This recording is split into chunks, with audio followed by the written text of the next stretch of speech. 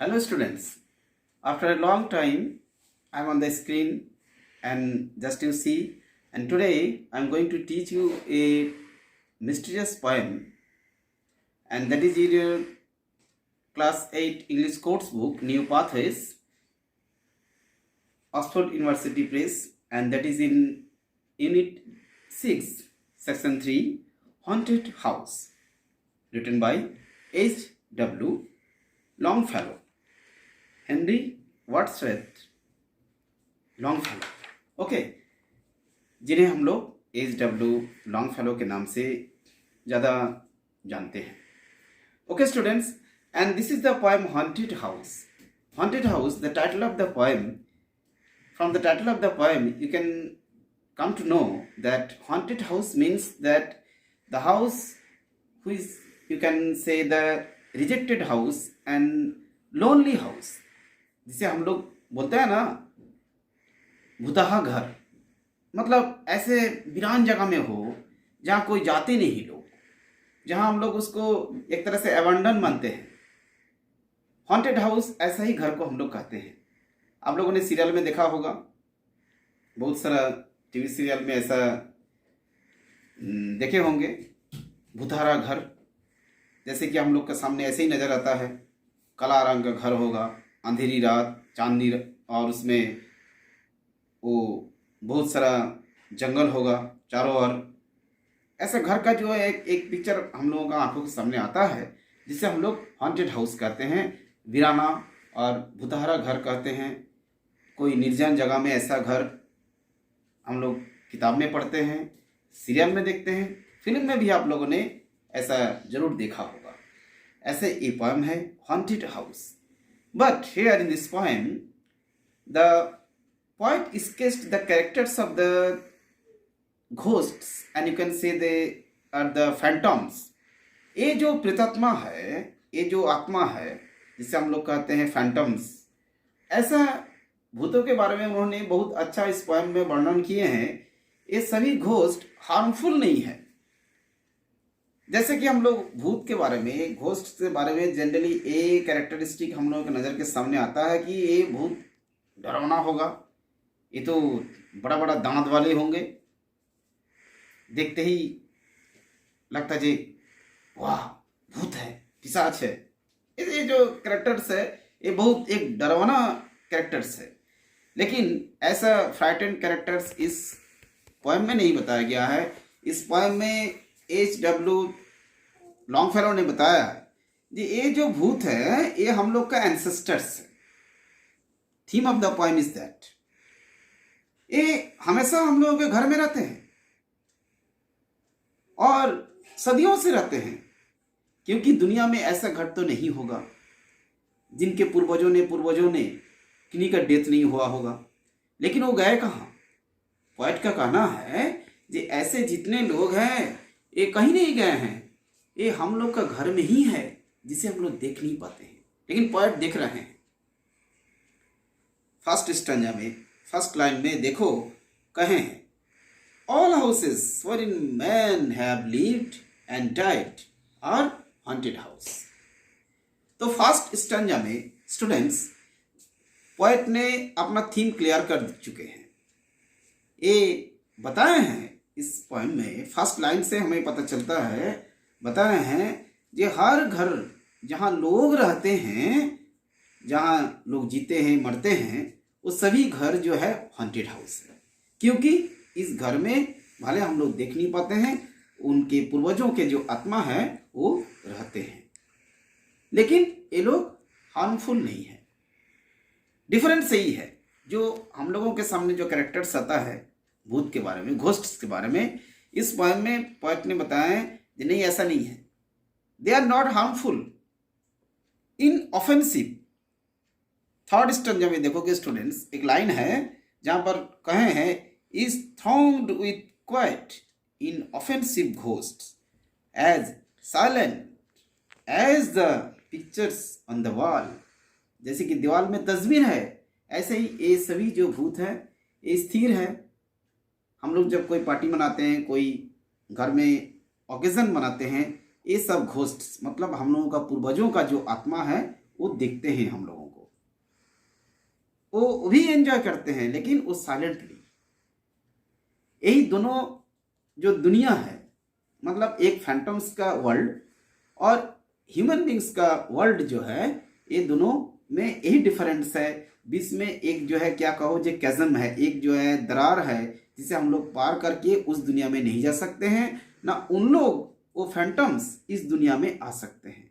आपने क्लास 7 में भी एक पोएम पढ़ा होगा लिसनर्स, जहां आप लोगों ने देखा होगा वो लिसनर्स, वो घोस्ट्स, वो फैंटम्स इस दुनिया के लोगों के साथ कम्युनिकेशन नहीं कर सक रहा था, लेकिन एहसास कर रहा था। पोएट ने भी एहसास किए फैंटम्स यहाँ है इस घर के अंदर। ऐसे ही इस पोएम में भी पोएट बताते हैं, जब हम ओकेजन मनाते हैं, जब कोई सेलिब्रेट करते हैं, तो ये हम लोगों के एंसेस्टर्स का जो स्पिरिट है, फैंटम्स है, वो आते हैं और देखते हैं साइलेंटली, कोई हार्म नहीं करते हैं, हमें कोई हानि नहीं पहुंचाते हैं।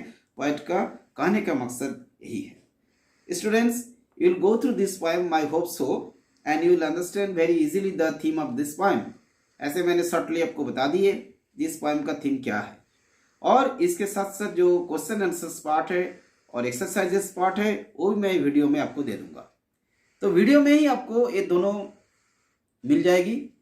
और students, that is the last lesson of your this book. ऐसे ये पोएम को एक अलग अलग सिलेबस में भी दिया हुआ है, अलग अलग क्लास में भी है, तो MCQ क्वेश्चंस भी हम डिस्क्रिप्शन बॉक्स में अपलोड कर देंगे, ताकि आपको एग्जाम्स के लिए जो coming exams, just annual examination is at knocking at the door, तो आपको ये बेनिफिशियल होगा। Okay students, and you will subscribe my channel and press the bell icon so that you will get the lessons of your class, of the next class also, class 9 and class 10th.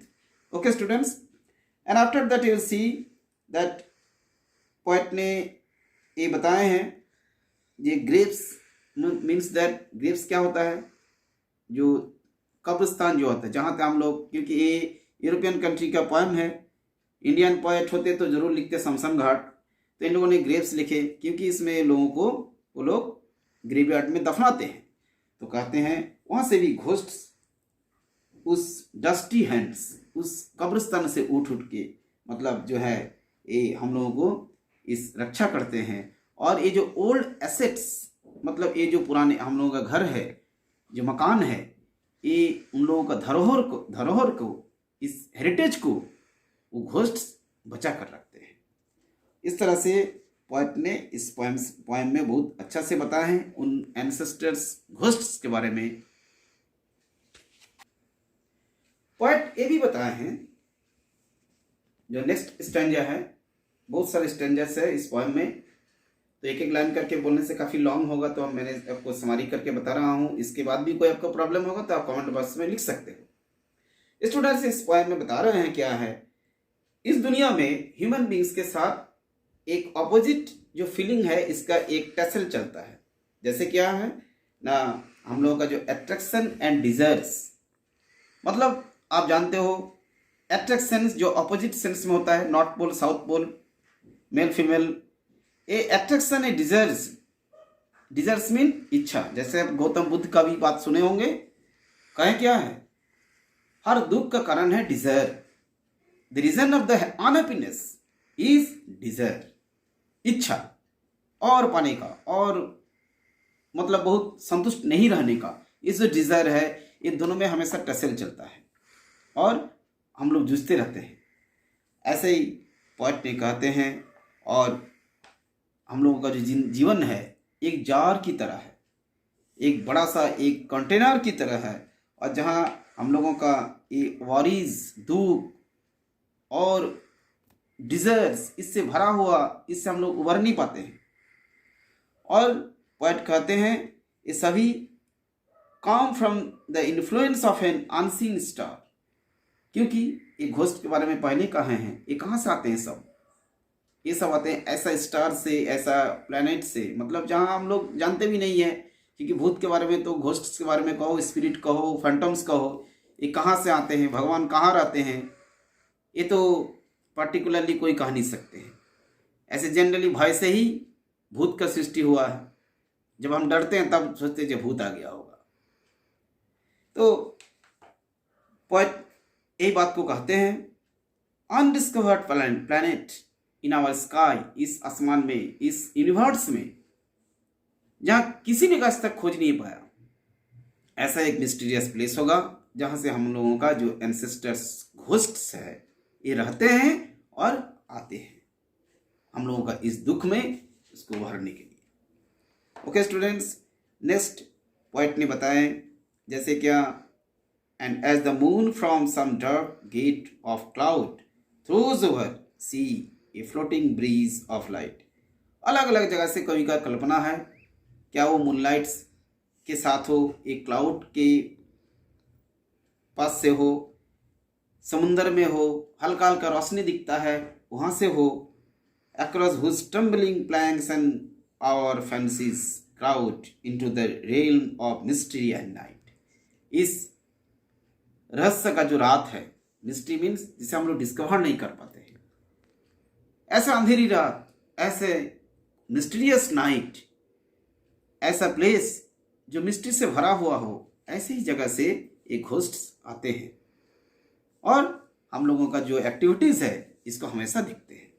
मतलब आप कह सकते हो आप जब पढ़ रहे हो तो आपके बगल में भी एंसेस्टर्स घोस्ट जरूर होंगे, जो आप देख नहीं पाते हो वो आपको ऑब्जर्व करते रहते हैं। पोएट ने ऐसे ही कहे हैं और साथ में बोलते हैं bridge of light connecting it with this, और हमेशा हम लोगों के साथ इन लोग जुड़े हुए हैं। और wonder our thoughts above the dark abyss, और ये सभी विभिन्न तरह का जो विचार। Now this is the part of question answers and exercises, and just I discussed the poem and I just have told you the summary of the poem. Now this is the part of the question answers. The haunted houses, H.W. Longfellow of class 8, unit 6, section 3, and this is in your new pathways, class 8, Oxford University Press. Now the exercises part. Students, this is the time of the annual examination. You will write the question answers in your notebook so that it will be the asset for you. Okay students, now in this period the online classes are going on, and just this is the time of the examination. The question answers part is very much important. You will write down the question answers, MCQ. Okay, they are the answers. You can pause the video and you can write. Okay students, ये आपके लिए बहुत important है। आप video को pause करके इसको लिख सकते हो, ज़रूर लिखोगे ताकि आपको एग्जाम्स में ये बेनिफिशियल होगा। And you will try to rectify the answers and you will write in your own words.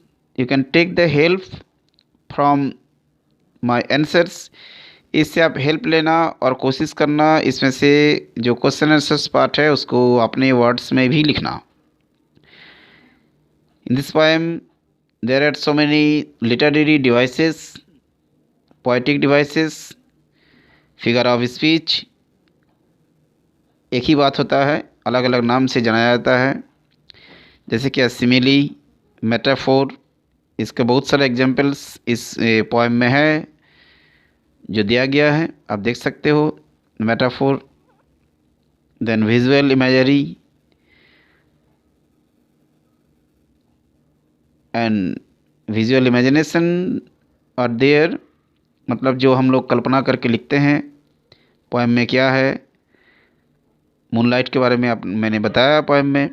Symbolism, symbolize करके लिखा जाता है। ओके, जैसे the body symbolized as a jar, मैंने कहा है जार की तरह, कंटेनर की तरह, जहाँ बहुत सारा दुख, बहुत सारा दर्द हम लोग इस जीवन रूपी जार में भर कर रखते हैं। ओके, जो सभी दुखों का कारण है।